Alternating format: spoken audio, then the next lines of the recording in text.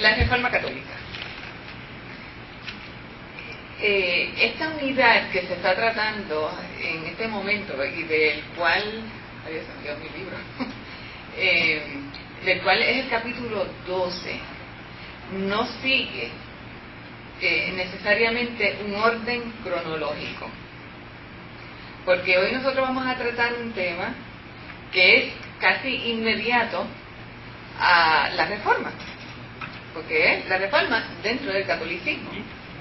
Quiere decir que apenas han pasado 25, no llega ni a 30 años, desde que la Reforma irrumpió.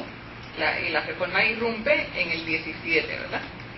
Así que todo esto que ustedes han pasado ya en los últimos capítulos de cómo fue la Reforma en Alemania, cómo fue en Francia, cómo fue en Suiza, cómo fue en Inglaterra, en Holanda, en todos esos países europeos, ¿verdad?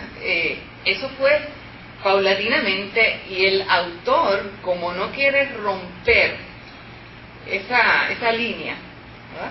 Pues entonces lo que hizo fue presentó la Reforma en los diferentes países, que no son los países de ahora tampoco, ¿verdad? Más o menos, pero ustedes saben que las fronteras aún al día de hoy en Europa están cambiando. Y la cosa es que seguirán cambiando. Europa es así. Porque el último cambio que vimos fue, ¿alguien se acuerda? ¿Perdón? De la moneda y la unión. No, de las fronteras. La muralla de China. En Europa. Berlín. ¿Perdón? La frontera se O sea, el punto es que hoy nosotros cuando hablamos de la reforma en Holanda, ¿verdad? Quizás no es la Holanda de hoy, ¿verdad? Que de hecho en ese momento pertenecía a España. O sea, ni siquiera era un reinado independiente. Yo recuerdo, yo chiquita, alguien quería decir que algo estaba lejos, y ¿dónde decía? Eso es en Flandes. ¿Alguien se acuerda de eso? En Flandes. Pues, Flandes era la provincia de los Países Bajos del reino español. Fíjense cómo es la historia. Cuando queríamos decir algo lejos, pues decíamos en Flandes. Pues Flandes era una provincia del reinado español. Bueno, el punto es que las fronteras de Europa están constantemente moviéndose. Y el último caso que vimos bien gráficamente fue el de Kosovo. Digo, Yugoslavia. Yugoslavia se rompió como en 6. ¿verdad? Alemania, que se había dividido en la Segunda Guerra Mundial, volvió a juntarse. ¿Se fijan? Y entonces vamos a ver que continuamente, no hace mucho, Inglaterra, por ejemplo, Inglaterra había sido, o sea, ellos le llaman Reino Unido, ¿verdad? Y entonces una de las partes donde se divide el Reino Unido es que tiene a Escocia en el norte, y Escocia había estado unido, ¿verdad? Políticamente de todas formas a Gran Bretaña, y entonces recientemente, yo no creo que haga ni 5 años, que tiene su primer parlamento en 300 años. O sea, que ellos ahora mismo tienen autonomía y hacen sus propias leyes, algo así como Puerto Rico, que tiene una relación estrecha federal con los Estados Unidos, pero tiene también cierta autonomía. Pues Escocia e Inglaterra tienen ese vínculo. Bueno, probablemente más unido, porque nosotros no votamos por el presidente de los Estados Unidos. Yo estoy segura que los escoceses votan por el primer ministro. O sea, que es una relación más estrecha. Yo creo que sí. Parecida, pero más estrecha. Sí. Pero que la historia ahora mismo va hacia una mayor... ¿Perdón? Sí. Tienen algunas cosas diferentes, tienen el mismo idioma, que es la gran diferencia entre Estados Unidos y nosotros. Sí.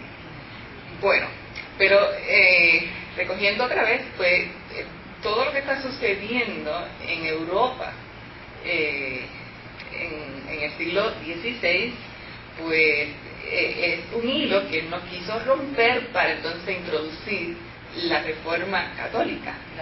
Él lo que hizo fue, habló de todo eso Y entonces ahora al final, en el capítulo 12, creo que falta uno más por ahí, 13, para terminar la unidad, pues entonces echa para atrás y dice, ok, vamos a ver qué pasó dentro del catolicismo mientras está sucediendo todo esto en estos reinados europeos, ¿verdad? Porque no se puede hablar de países, son reinos. La gente no son ciudadanas, son súbditos hasta la vida, donde el rey tiene potestad sobre la vida y la muerte. No es así, ¿verdad? En un país donde uno es ciudadano, donde hay leyes y donde por decreto. Ok, entonces, ¿qué es lo que sucede dentro del catolicismo?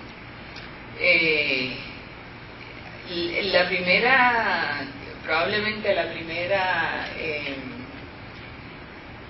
nota que tenemos que enfocarnos es en el título mismo, porque el autor no habla de comúnmente lo que se llama la contrarreforma, sino que él dice la reforma católica, y con esto ya él está asumiendo una posición, porque si fuera un fanático de estos autores, ¿verdad?, bien diría contrarreforma, que es como comúnmente se le llama, pero él no. Él lo que está reconociendo aquí es que sí hay una reforma católica en un grado distinto a lo que se da dentro de la reforma protestante, pero sigue siendo reforma. Así que esta es la posición del autor, de que sí hay una reforma. No es la que quizás nosotros protestantes hubiéramos deseado ver, pero por algún sitio empezaron ellos, y eso es lo que vamos a ver ahora. Y él dice hay cuatro puntos esenciales que hay que ver en esta reforma católica. ¿Alguien leyó el libro? Porque yo sé que unos cuantos de ustedes tienen el libro. ¿Nadie ha leído el libro? No, es que si decimos que lo leímos, nos pregunte para allá. Pues a eso iba yo, a preguntar.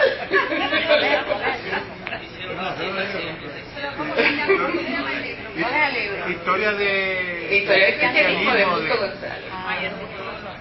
Ustedes vieron al autor aquí, el autor. Sí, él vino. Sí. Y entonces, los 4 puntos que vamos a ver ahora son, en primer lugar,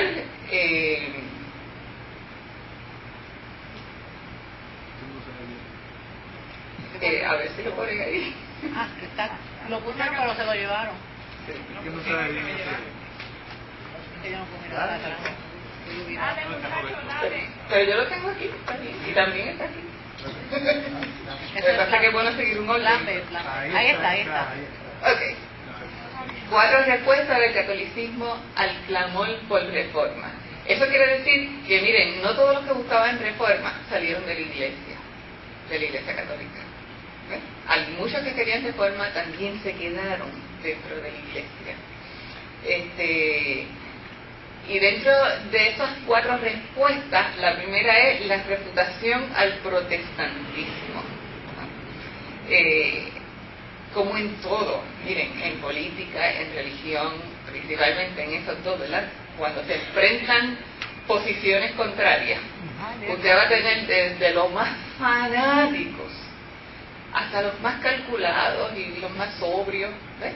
Entonces, ¿quiénes se quedaron para la historia de cómo contestaron a la reforma protestante? Los más sobrios, ¿verdad? Gente que meditó, gente que reflexionó, gente que escribió, no que todo lo hizo correctamente, pero trataron de contestar de una forma racional, trataron de contestar de una forma, sí, o sea, que nada de fanatismo, ¿verdad? Aunque no deja de ser, ¿verdad?, para nosotros ciertas cuestiones, un poquito estirar demasiado la sábana, pero dentro de estas respuestas, pues lo primero que se da es un tratado teológico, y es un alto prelado del catolicismo. Él llegó a cardenal, estuvo así de ser papa, era un italiano, se llamaba Roberto